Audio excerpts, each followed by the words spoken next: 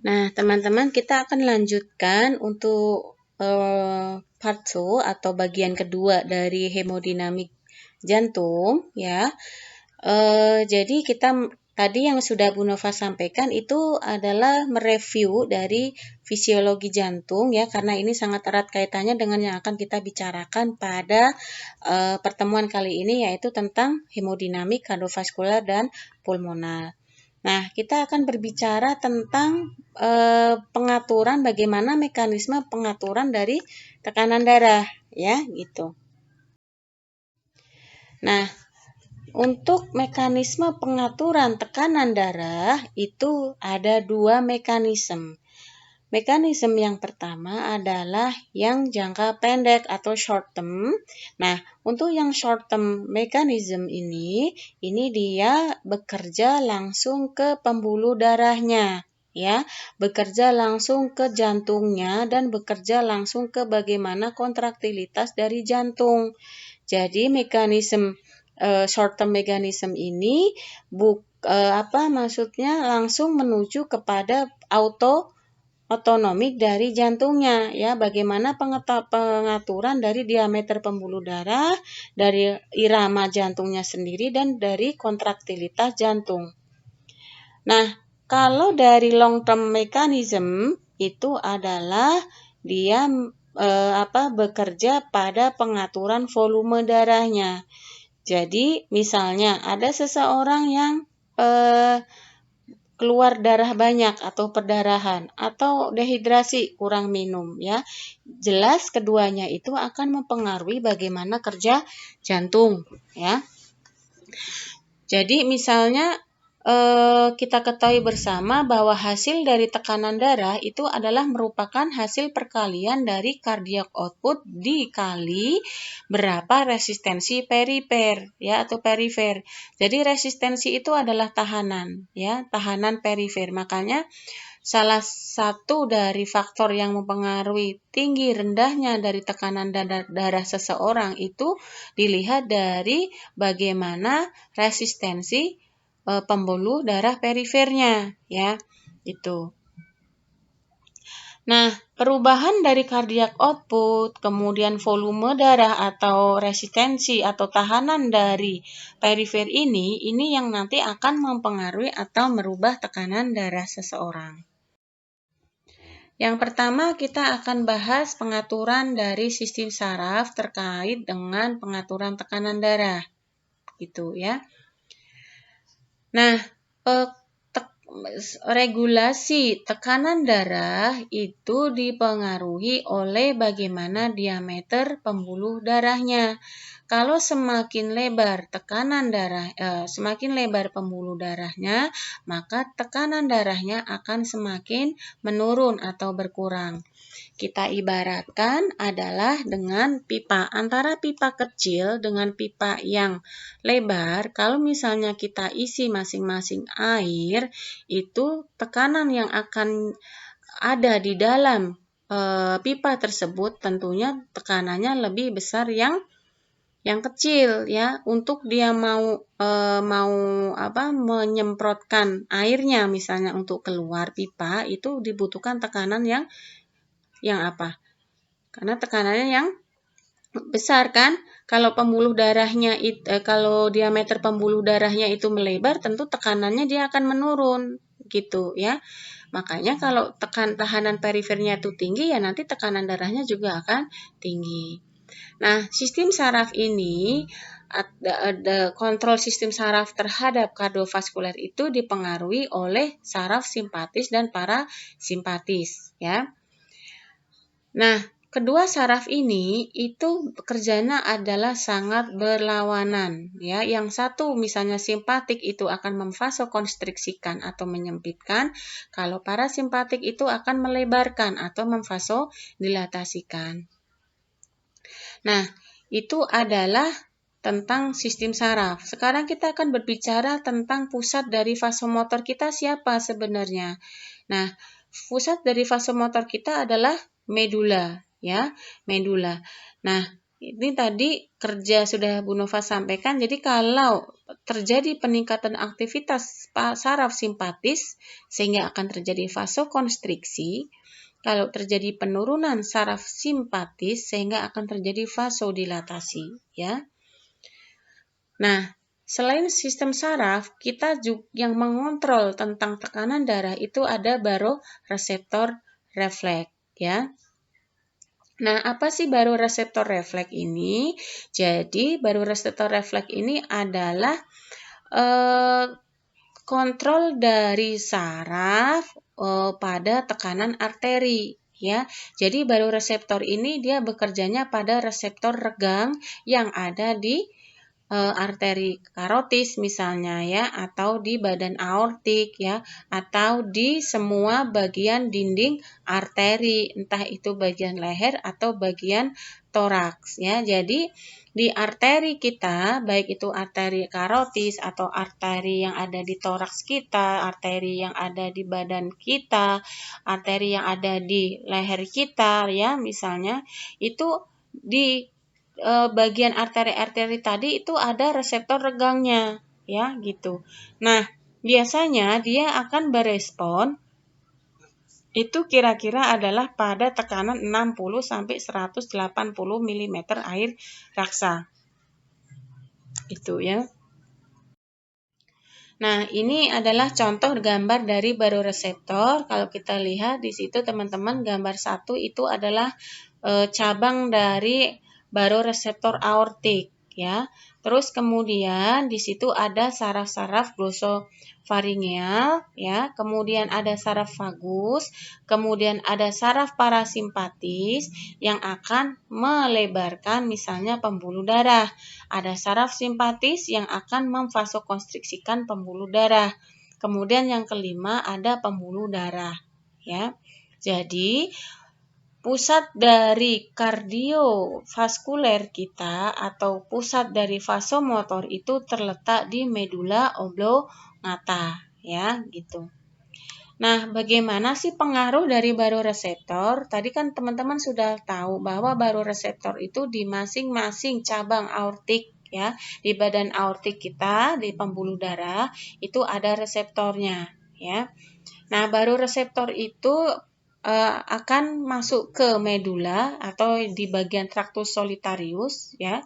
Itu nanti akan mengakibatkan sinyal yang kedua itu akan menghambat pusat dari vasomotor di medula, ya, dan akan memicu parasimpatis, ya.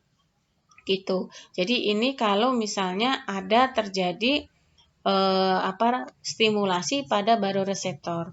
Nah, kalau misalnya parasimpatiknya itu terpicu, maka akan terjadi vasodilatasi pada pembuluh darah vena atau arteri. Perlu teman-teman tekankan bahwa parasimpatis itu adalah memvasodilatasikan. Jadi kalau parasimpatisnya itu ada pemicu, maka atau ada stimulus, maka vasodilatasi pada pembuluh darah akan terjadi. Kalau yang dipicu itu adalah simpatisnya, berarti akan terjadi vasokonstriksi, ya. Kalau Anda lihat di bagian-bagian sebelah kanan itu kan inhibit the vasoconstrictor. Jadi pusat dari vasokonstriktor yang ada di medula itu dihambat. Karena dihambat dia tidak bisa terjadi vasokonstriksi sehingga apa yang terjadi? Sehingga dia akan mengalami mekanisme umpan balik yang akan mengakibatkan terstimulasinya saraf parasimpatik. Karena parasimpatik terstimulasi sehingga akan terjadi vasodilatasi dan penurunan heart rate, ya. Nah, penurunan heart rate inilah nanti yang akan menurunkan tekanan pada arteri, ya, gitu. Sehingga tekanan darahnya nanti akan menurun. Cardiac output juga menurun, ya, karena akibat stimulasi dari saraf parasimpatik. Nah, ini tadi yang sudah Bu Nova sampaikan bahwa kalau ada aktivitas peningkatan aktivitas dari parasimpatik, ya, maka simpatiknya jelas akan menurun. Karena parasimpatik dan simpatik itu pasti kerjanya berlawanan ya. Jadi kalau parasimpatiknya meningkat, simpatiknya pasti akan menurun. Nah, karena parasimpatiknya meningkat sehingga akan terjadi peningkatan saraf parasimpatik yang mengakibatkan penurunan heart rate, penurunan cardiac output, penurunan tekanan darah. Sama juga kalau terjadi penurunan pada aktivitas saraf simpatik ya. Jadi kalau peningkatan parasimpatik itu jelas. Simpatiknya juga menurun. Kalau parasimpatiknya menurun, simpatiknya meningkat. Karena parasimpatik dan simpatik itu kerjanya berlawanan. Nah, efek dari penurunan aktivitas simpatik ya, ini dia akan menurunkan serabut vasomotor ya, aktivitas serabut motor yang akan mengakibatkan pembuluh darahnya itu dia melebar ya. Kemudian akan meningkatkan diameter dari dinding arteri ya. Kemudian kan diameternya itu sudah meningkat sehingga tekanannya juga menurun kan. Sehingga karena tekanan menurun sehingga tekanan darahnya dia juga akan ikut menurun. Nah, ini adalah bagaimana pengaturan dari tekanan darah, kegagalan pengaturan pada short term ya.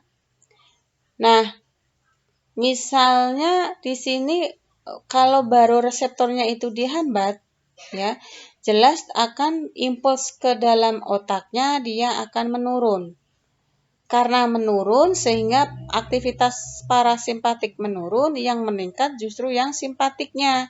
Karena simpatiknya yang meningkat sehingga tekanan nadi meningkat, kontraktilitas meningkat, terjadi vasokonstriksi, kemudian pada kelenjar adrenal itu terjadi pelepasan epinefrin dan norepinefrin. Nah, kalau epinefrin dan norepinefrin sudah meningkat, berarti ini akan memicu terjadinya peningkatan tekanan nadi. Nah, efek dari penurunan parasimpatik dan peningkatan simpatik ini akan mengakibatkan terjadinya kontraktilitas dan vasokonstriksi ya. Karena ingat, karena simpatik yang bekerja, karena tadi Bu Nova sudah sampaikan kalau simpatik yang bekerja maka akan terjadi vasokonstriksi. Karena vasokonstriksi sehingga tekanan darah dapat meningkat ya. Itu kalau contoh dari pengaturan yang short term ya. Ini adalah kalau misalnya terjadi penurunan tekanan arteri rata-rata sehingga akan terjadi penurunan juga pada baroreseptor yang ada di aortik dan karotik ya. Sehingga ini nanti akan menstimulasi dari pusat sentral kardiovaskuler yang ada di medula. Jadi kalau tekanan MAP seseorang itu menurun ya, penurunan rata-rata tekanan darah ini ya, MAP mean arterial pressure ini akan menstimulasi dari center kardiovaskuler atau medula untuk terjadi peningkatan aktivitas simpatik dan penurunan aktivitas parasimpatik. Jadi kalau misalnya MAP-nya menurun, tekanan darahnya menurun, ya yang akan dinaikkan adalah simpatiknya supaya tekanan darah bisa meningkat karena dengan peningkatan saraf simpatik itu akan terjadi vasokonstriksi. Kalau sudah vasokonstriksi pada pembuluh darah arteri dan vena, maka tahanan perifernya juga akan meningkat. Ya, kalau tahanan perifer meningkat, ya tekanan darah akan ikut meningkat, gitu ya. Nah, ini yang sampaikan tadi bahwa persyarafan pada pembuluh darah itu ada simpatik ya, khususnya adalah pada vasokonstriktor, serabut vasokonstriktor yang didistribusikan pada hampir semua sirkulasi. Gitu ya, baik itu ada di ginjal, di usus, di kulit, di limpa ya. Jadi itu semuanya yang mengatur adalah serabut vasokonstriktor simpatik ya. Kemudian persarafan pada pembuluh darah ini akan melibatkan semua pembuluh darah kecuali kapiler. Ya, pembuluh darah kapiler ini tidak akan diatur oleh persarafan dari pembuluh darah. Yang hanya diatur itu yang arteri, arteriola, venula, dan vena. Tapi kalau pembuluh darah kapiler yang kecil-kecil itu tidak, gitu ya. Nah, ini adalah kebalikan dari simpatik. Parasimpatik ini kalau misal dia akan berfokus pada pembuluh darah yang ada hubungannya dengan meningen, ya. Kemudian kelenjar saliva, liver, pelvis, viscera, dan genitalia bagian eksternal. Jadi biasanya kalau parasimpatik itu lebih ke arah organ-organ yang dalam. Jadi parasimpatik itu dia lebih bersifat slow, responnya itu lambat, ya. Tapi kalau yang simpatik itu responnya sangat cepat sekali, ya. Gitu. Nah, biasanya pengaturan aliran darah ini pada suatu organ itu pada situasi yang tertentu saja, ya, tidak semuanya situasi, ya, itu akan dilakukan pengaturan dalam aliran darah, ya. Jadi misalnya dalam keadaan penurunan tekanan darah yang drop, peningkatan tekanan yang luar biasa, nah itu baru akan terstimulasi, gitu ya. Kalau kita dalam keadaan homeostasis tercapai, misalnya tekanan darah normal, ya dia tidak akan terstimulasi, ya, karena sudah normal, gitu ya. Akan mengatur ala kadarnya, gitu. Nah, ini yang tadi ada cardiac center, ya, yang ada di medula. Ini ada 3 pusat di medula, yaitu pusat akselerasi kardiak, ya.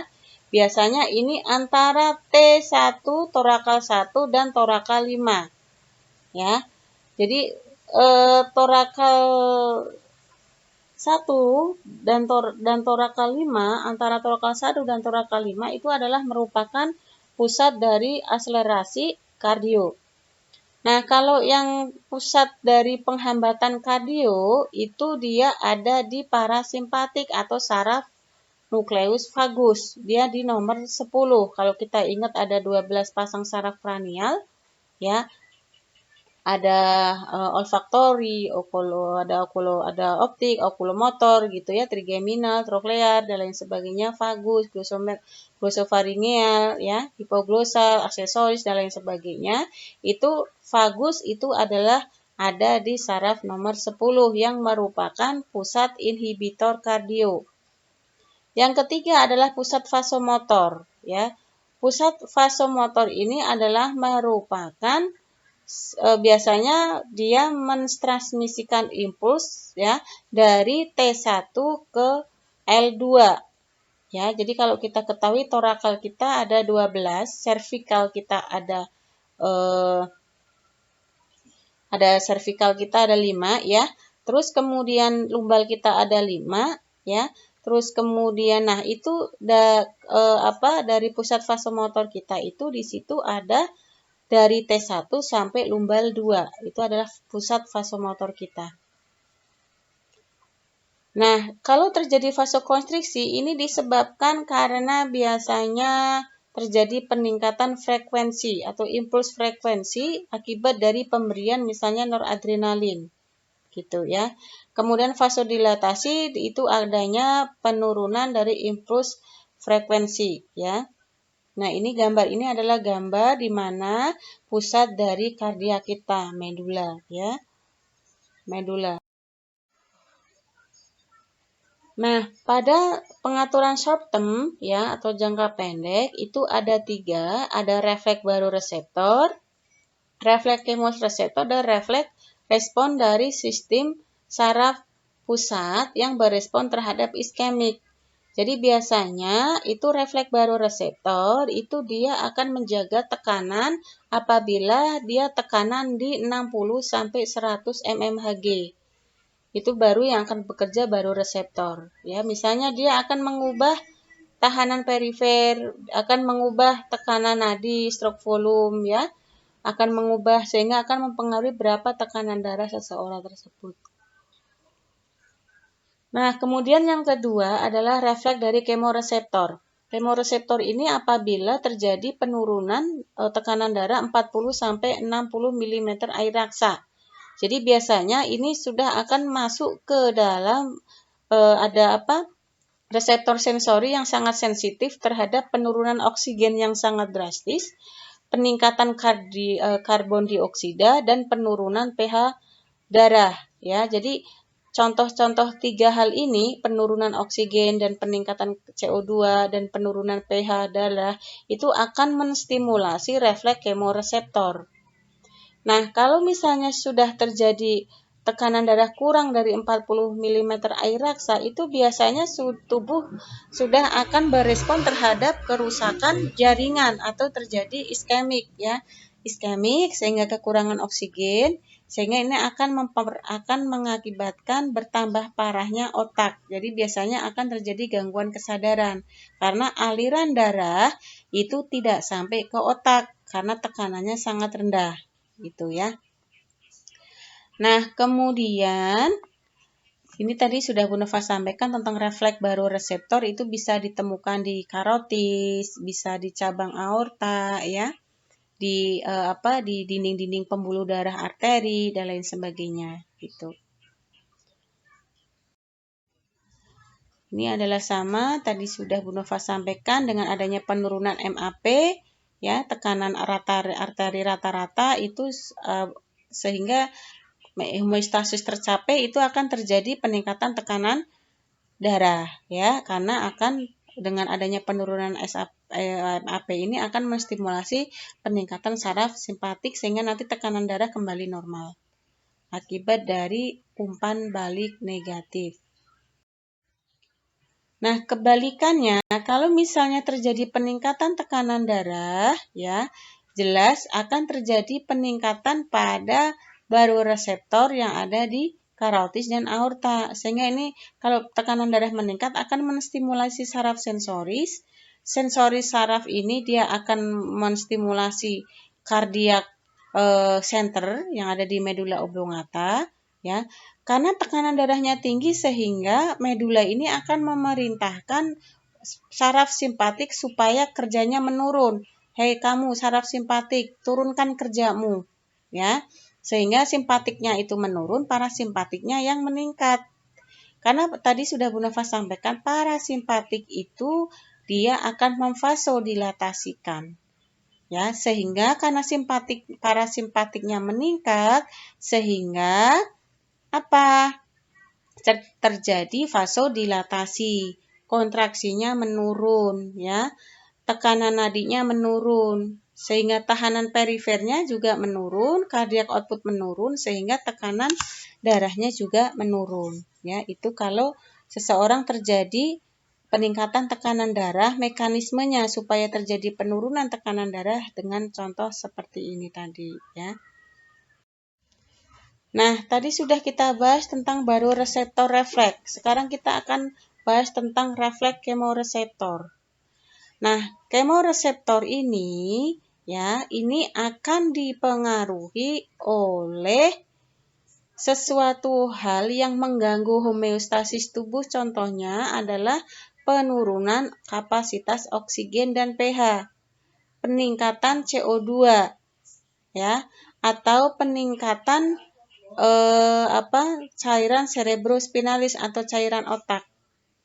Jadi ini akan stimulasi kalau misalnya seseorang terjadi penurunan oksigen di dalam tubuhnya, kemudian atau CO2-nya itu dia meningkat, itu akan menstimulasi kemoreseptor atau refleks respon untuk menstimulasi pusat respiratori, pusat kardiak ya, yang ada di medula itu, sehingga supaya terjadi peningkatan atau terjadi vasokonstriksi, peningkatan tekanan darah ya.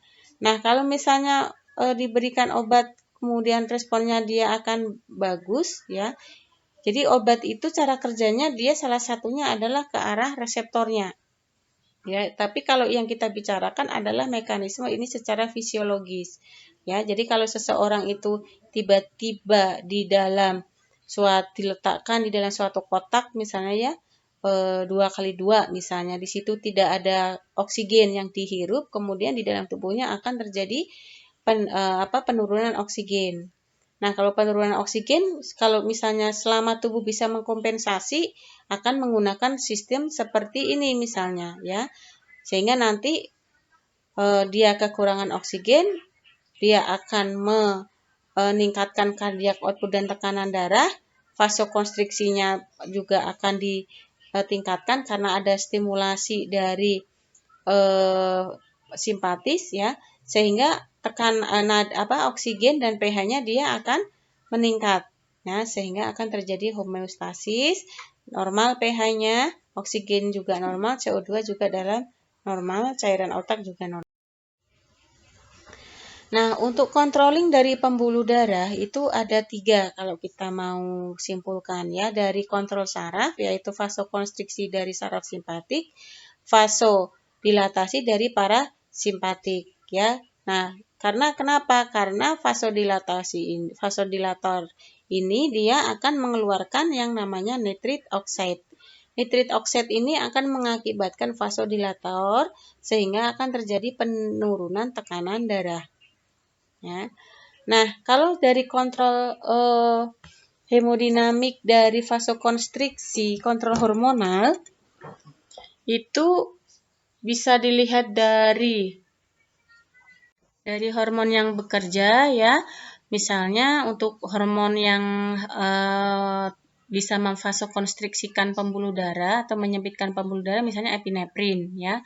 Angiotensin 2, vasopresin, itu dia akan mengakibatkan vasokonstriksi. Kalau vasodilatasi itu contohnya adalah hormon-hormon epinefrin ya atau atrial natriuretik ya. Itu dia akan menyebabkan vasodilatasi. Nah, kalau misalnya dari kontrol lokal, jadi kontrol lokal itu adalah kontrol untuk pada kondisi jantung itu sendiri ya. Misalnya di kondisi endotelin satunya. Di endotelin 1 adalah misalnya di daerah jantung itu akan bermasalah misalnya. Ya, itu ada pengaruhnya di situ. Ya, jadi dari internal blood pressure yang ada di situ.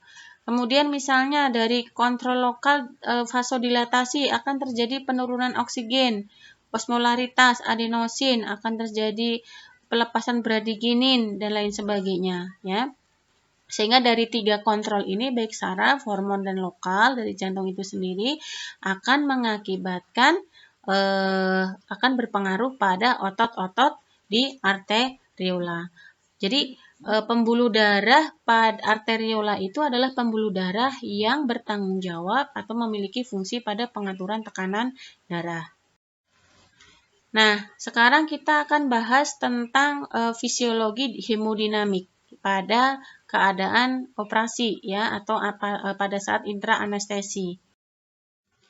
Nah, kita ketahui bersama, jadi pada pemantauan hemodinamik pada saat intraoperasi itu apa saja bisa terjadi ya, apa saja bisa terjadi. Bisa langsung terjadi penurunan drop tekanan darah. Bisa langsung terjadi peningkatan tekanan darah yang sangat ekstrim, misalnya akibat dari nitrogliserin ya, sehingga akan mengakibatkan peningkatan sistolik yang sangat hebat ya. Jadi stimulasi surgical ya atau stimulasi pembedahan ini akan sangat mempengaruhi kondisi hemodinamik seseorang. Sehingga harus kita pantau ya. Selama operasi hemodinamik ini wajib kita pantau. Nah, mengapa sih kita harus memonitor dari sistem kardiovaskuler? Karena efek dari obat anestesi itu langsung akan berpengaruh ke kardiovaskuler.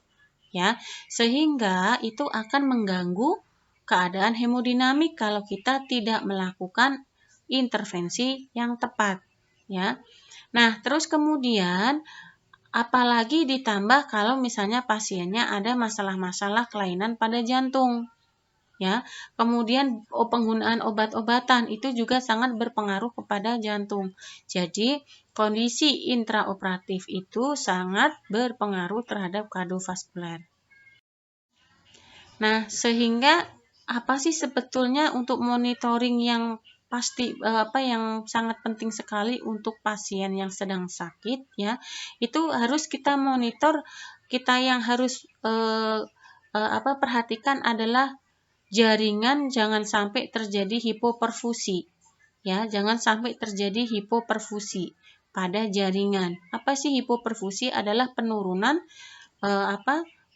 kontribusi oksigen. Jadi oksigennya itu menurun pada jaringan. Sehingga nanti apa? Itu harus kita benar-benar pada saat intraoperatif itu atau intraanestesi itu kita harus benar-benar memonitor dari keadekuatan pengiriman oksigen ke dalam tubuh pasien itu. Gitu ya.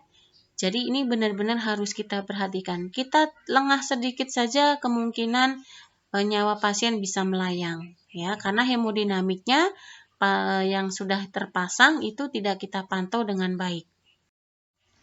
Nah, untuk memonitor hemodinamik itu bisa dengan berbagai cara ya, bisa dengan EKG ya yang tadi, kemudian bisa dengan penghitungan nadi, bisa dengan tekanan darah pada arteri ya itu. Misalnya untuk yang tindakan non invasif ya adalah pengukuran tekanan darah yang langsung misalnya. Jadi kalau yang langsung ini adalah lebih akurat karena misalnya dia akan menggunakan CVP ya. Jadi langsung dipasang ke vena sentralnya, di vena jantungnya, atau kita kenal dengan central venous pressure. Atau di arteri pulmonalnya kita pasang kateter ya, atau penghitungan cardiac output yang dengan menggunakan suatu alat tertentu, atau dengan tisu oksigenasi atau oksigenasi yang ada di jaringan. Tentu saja itu harus dengan menggunakan alat. Jadi pengukuran monitoring hemodinamik ini bisa dengan dua cara, dengan invasif dan tindakan non-invasif ya. Kalau non-invasif itu seperti EKG, penghitungan nadi, tekanan darah, itu bukan invasif ya. Nah, ini adalah gambar yang sebelah kiri adalah contoh dari keadaan hemodinamik pasien yang sedang intraoperasi. Ya, berapa tekanan darahnya? Misalnya 100/60. Nah, tekanan darah MAP-nya rata-ratanya adalah 74 misalnya. Kemudian saturasi oksigennya 99%. Suhunya misalnya 35,8. Berapa tekanan CO2-nya? Ya, misalnya berapa inspirasi, berapa ekspirasi, dan lain sebagainya, semuanya ada di sini. Ya, itu adalah contoh-contoh dari monitoring. Jadi ini yang sebelah kanan itu adalah contoh sensori NICA ya, yang menghubungkan pada saat pasien itu terbaring saat operasi. Nah, untuk keadaan stroke volume, kemudian cardiac output dan total dari resistensi dari perifer itu adalah merupakan tanda vital yang harus benar-benar kita perhatikan ya. Nah, ini adalah contoh-contoh yang hemodinamik non-invasif tadi yang sudah Bu Nova sampaikan ya, penghitungan nadi, tekanan darah, kemudian suhu, capillary refill ya, dengan capillary refill itu dengan cara di jari kuku kita ya, kita pencet misalnya 3 detik, dia pengembaliannya ke arah kembali ke arah putih atau tidaknya, dia lambat atau tidak. Itu adalah capillary refill ya. Jadi pengembalian pengisian arteri. Kemudian dari pengeluaran urinnya itu juga bisa kita lihat dari keadaan hemodinamik dari pasien tersebut. Nah, sebenarnya kalau pada banyak hal-hal yang tidak menguntungkan atau yang merugikan pada teknik non-invasif karena ini tidak akurat ya, karena tidak akurat. Kemudian di sini itu untuk tindakan non-invasif itu tidak bisa melakukan pengukuran secara berkelanjutan ya. Terus kemudian tidak bisa menilai tekanan darah yang ekstrim ya, terlalu tinggi atau terlalu rendah, itu tidak bisa gitu ya. Nah, mungkin itu yang bisa Bu Nova sampaikan pada pertemuan kali ini. Semoga teman-teman ada gambaran tentang mengapa sih kok pada keadaan intraanestesi itu harus kita benar-benar monitor keadaan hemodinamik pasien, karena memang itu sangat penting sekali ya, dan sangat riskan kalau pasien itu sudah berada di intraoperasi ya. Kita harus benar-benar ekstra hati-hati ya, perhatikan bagaimana keadaan hemodinamik pasien.